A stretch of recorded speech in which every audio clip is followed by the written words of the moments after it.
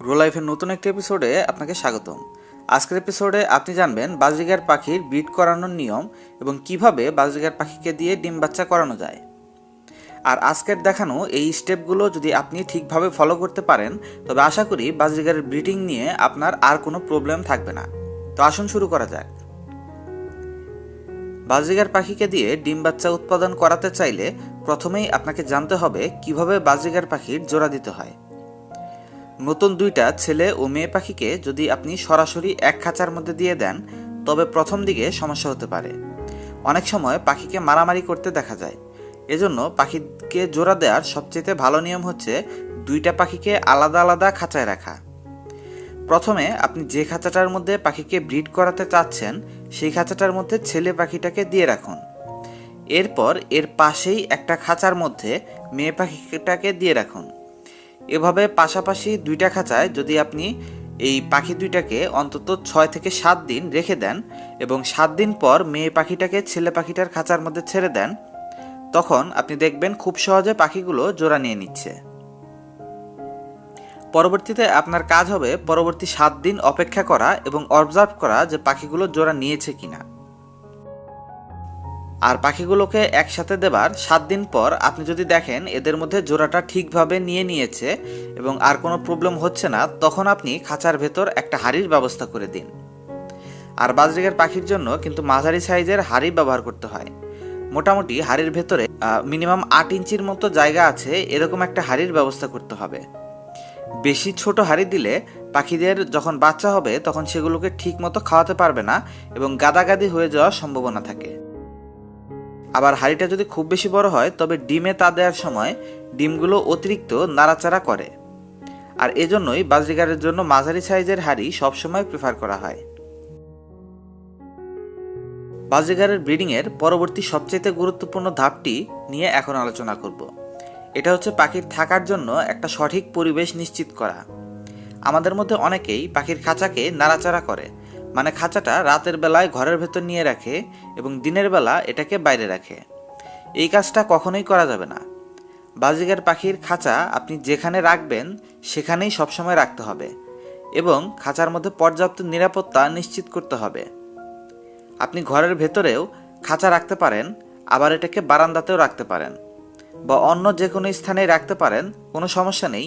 তবে এটা নিশ্চিত করতে হবে পাখিটা যেন সেখানে রিস্কি ফিল না করে।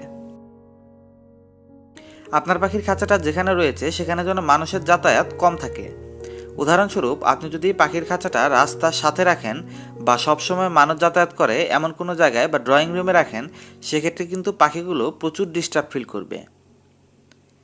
তাই অবশ্যই পাখিকে প্রাইভেসি দিতে হবে এবং একটা নির্জন জায়গায় এদের রাখতে হবে যেখানে পর্যাপ্ত আলো বাতাস চলাচল করতে পারে এবং মানুষের যাতায়াত কম। তাছাড়া ইঁদুর, বিড়াল, তেলাপোকা ও টিকটিকি এই সমস্ত প্রাণীগুলো যদি পাখিকে ডিস্টার্ব করে সেক্ষেত্রে কিন্তু বাকি সব কিছু ঠিক থাকার পরও পাখি থেকে আপনি কোনো ডিম বাচ্চাই পাবেন না। তাই পাখি পালবার সময় আপনাকে প্রথমেই নিশ্চিত করে নিতে হবে এই প্রাণীগুলো যাতে আপনার বাসায় একেবারেই না থাকে। বিশেষ করে ইঁদুর, তেলাপোকা ও টিকটিকি যদি থাকে তবে কিন্তু পাখিকে দিয়ে ব্রিডিং করানো খুব কঠিন হয়ে যাবে। বাজরিগার পাখির ব্রিডিংয়ের আরও একটি গুরুত্বপূর্ণ বিষয় হচ্ছে পর্যাপ্ত আলোর ব্যবস্থা করা বা আলোর সাইকেলটা ঠিক রাখা। এজন্য আপনাকে দেখতে হবে প্রাকৃতিকভাবে পাখি কী পরিমাণ আলো বাতাস পছন্দ করে। আপনি যদি আপনার পাখির খাঁচার উপর সারা রাত লাইট জ্বালিয়ে রাখেন সেক্ষেত্রে কিন্তু পাখিগুলো স্ট্রেসে এসে যাবে এবং তারা তাদের স্বাভাবিক জীবনযাপন করতে পারবে না। আর এরকম একটা পাখি থেকে আপনি কখনোই ডিম বাচ্চা আশা করতে পারেন না। এজন্য পাখির খাঁচা যেখানে রাখবেন সেই জায়গাটা যাতে রাতের বেলা কোনোভাবেই আলো না থাকে সেটা নিশ্চিত করতে হবে, কারণ রাত হচ্ছে পাখির ঘুমানোর সময়। আর এরা এ সময় যদি সঠিকভাবে ঘুমাতে না পারে তবে এদের থেকে আপনি ভালো কিছু আশা করতে পারেন না। সব দিক বিবেচনা করে বাজরিগার পাখি রাখার সবচেয়ে ভালো জায়গা হচ্ছে বারান্দা, যেখানে প্রচুর আলো বাতাস থাকে এবং প্রাকৃতিকভাবে যতক্ষণ সূর্যের আলো থাকে ততক্ষণ পাখি আলো পায় এবং যতক্ষণ সূর্যের আলো থাকে না ততক্ষণ কোনো লাইট বা আর্টিফিশিয়াল লাইটের নিচে পাখিকে রাখার প্রয়োজন নেই। আপনি যদি সঠিক ব্রিডিং চান তবে আপনি সর্বোচ্চ রাত 8টা পর্যন্ত লাইট জ্বালিয়ে রাখতে পারেন পাখির খাঁচার রুমে বা পাখির খাঁচার বারান্দায়। এরপর আপনাকে লাইটটা বন্ধ করে পুরোপুরি অন্ধকার একটা পরিবেশ করে দিতেই হবে। পাখিকে ব্রিডিং করানোর পূর্বে পরবর্তী আরও একটা গুরুত্বপূর্ণ ধাপ হচ্ছে পাখির সুস্থতা নিশ্চিত করা। কারণ পাখি যদি পুরোপুরি সুস্থ সবল থাকে তবেই তাকে দিয়ে আপনি ডিম বাচ্চা করাতে পারবেন। আপনি যদি বাজরিগারের খাঁচাতে প্রতিদিন 2 বার করে পানি পরিবর্তন করে দেন এবং 1 বার করে খাবার পরিবর্তন করে দেন, তবে আপনার পাখিগুলোর রোগবালাই হওয়ার সম্ভাবনা 75 থেকে 80% পর্যন্ত কমে যাবে। শুধুমাত্র এই 2টা কাজ করেই কিন্তু আপনি আপনার পাখিকে 80% সময় সুস্থ সবল রাখতে পারেন। জাস্ট আপনি প্রতিদিন 2 বার করে পানি পরিবর্তন করে দেবেন এবং ফ্রেশ পানি দেবেন। যতটা ফ্রেশ পানি টিউবওয়েলের পানি দেওয়া যায় বা ফিল্টারের পানি দেওয়া যায় কোনোভাবেই, বা ফুটানো পানি দেওয়া যায়, আপনি কোনোভাবেই ডাইরেক্ট ট্যাপের পানি ব্যবহার করতে যাবেন না, বিশেষ করে ঢাকাতে। কারণ ঢাকাতে টেপের পানিতে অনেক রকমের সমস্যা থাকে। অন্যান্য এলাকায় আপনি পানির অবস্থা বুঝে সে পানিটা যদি আপনি পান করতে পারেন সেক্ষেত্রে আপনি ওই পানিটা পাখিকে দেন। তাছাড়া নর্মাল পানি দিতে যাবেন না। আর এই কাজটাই যদি আপনি ঠিকমতো করেন আর প্রতিদিন 1 বার করে খাবারটা ঝেড়ে পরিষ্কার করে খেতে দেন, সেক্ষেত্রে কিন্তু পাখির রোগবালাই হওয়ার সম্ভাবনা 80% কমে যাবে। এছাড়া আরেকটা কাজ আপনাকে করতে হবে, সেটা হচ্ছে পাখির যে পটির ট্রেটা বা পায়খানার ট্রেটা, এটাকে প্রতি 2-3 দিন পর পর 1 বার করে পরিষ্কার করে দিতে হবে। আর এগুলো করলে পাখিকে আপনি সুস্থ সবল রাখতে পারবেন। পরবর্তীতে আরও একটা গুরুত্বপূর্ণ বিষয় হচ্ছে পাখির ব্রিডিংয়ের সময় নিশ্চিত করা।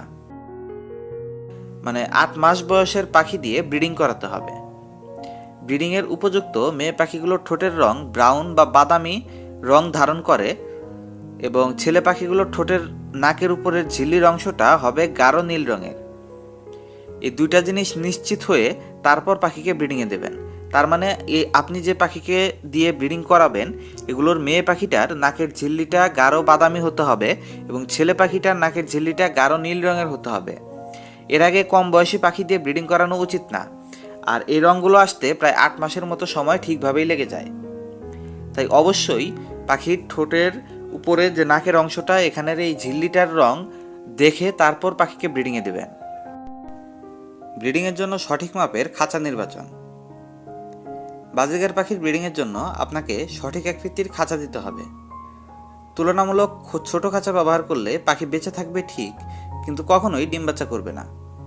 কারণ এরা যদি ঠিকমতো নাড়াচাড়া করতে না পারে এবং উড়তে না পারে, তবে সেই পাখিগুলোকে দিয়ে আপনি ভালো কিছু আশা করতে পারেন না। এরা ধীরে ধীরে অসুস্থ হয়ে যায়।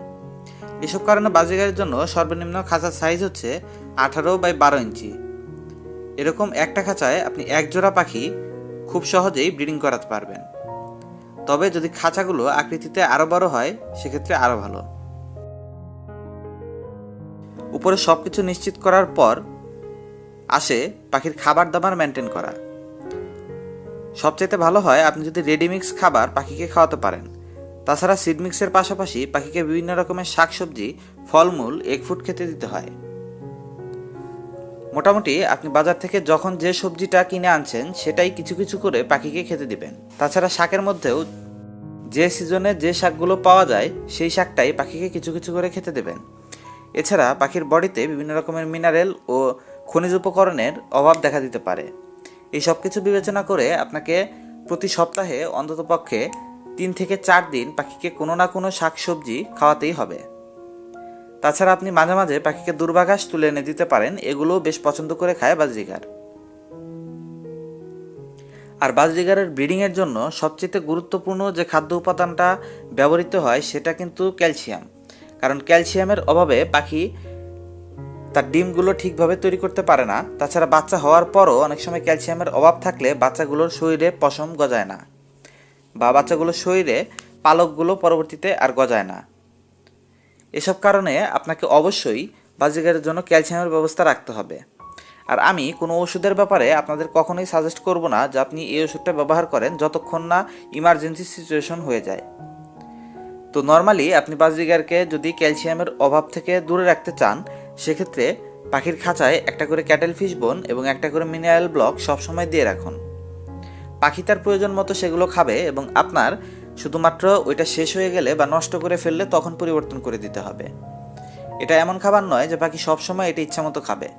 শুধুমাত্র সে যদি তার বডিতে ক্যালসিয়ামের অভাব বুঝে তখন সেই খাবারগুলো খাবে। আর এগুলো যদি আপনি ব্যবহার করেন সেক্ষেত্রে আপনার এক্সট্রা কোনো ক্যালসিয়ামের ট্যাবলেট বা এক্সট্রা কোনো ক্যালপ্লেক্স জাতীয় ওষুধ খাওয়ানোর প্রয়োজন পড়বে না। তবে যদি সেভিয়ার কোনো কেস হয় যে পাখির ডিম আপনি দেখছেন যে পাখি ডিম পাড়ছে এবং ডিমে খোসা হচ্ছে না, বা এই ধরনের কোনো সমস্যা যে পাখির বাচ্চাগুলো শরীরে গিয়ে পালক উঠছে না, এই সমস্ত সমস্যা দেখলে তখন আপনি ওষুধ ব্যবহার করতে পারেন। আর ক্যালসিয়ামের অভাব পূরণের জন্য বা ব্রিডিংয়ের জন্য সবচেয়ে গুরুত্বপূর্ণ ওষুধ কিন্তু ক্যালসিয়াম। এই ক্যালসিয়ামের অভাব পূরণের জন্য আপনি ক্যালপ্লেক্সটা ব্যবহার করতে পারেন। তবে অপ্রয়োজনে বা শুধু সুস্থ পাখিকে এগুলো খাওয়ানোর প্রয়োজন নেই। আপনি শুধুমাত্র ওই ক্যাটেল ফিশ বোন এবং মিনারেল ব্লকটা রাখবেন এবং সাথে পাখিকে সবসময় প্রচুর পরিমাণে শাকসবজি দেওয়ার চেষ্টা করবেন, তাতেই হয়ে যাবে। ভিডিওটি যদি আপনার কাছে এতটুকু উপকারী মনে হয়ে থাকে তবে অবশ্যই চ্যানেলটিকে সাবস্ক্রাইব করবেন, কারণ আমরা আমাদের চ্যানেলে সবসময় বিভিন্ন পাখি পালন, এদের ডিম বাচ্চা করানোর পদ্ধতি, ব্রিডিং এবং দরকারি সব টিপস নিয়ে ভিডিও আপলোড করতে থাকি। তাই সাবস্ক্রাইব করে রাখলে ভিডিওগুলো আসার সাথে সাথে আপনার কাছে নোটিফিকেশন চলে যাবে। ধন্যবাদ পুরো ভিডিওটিতে সাথে থাকার জন্য।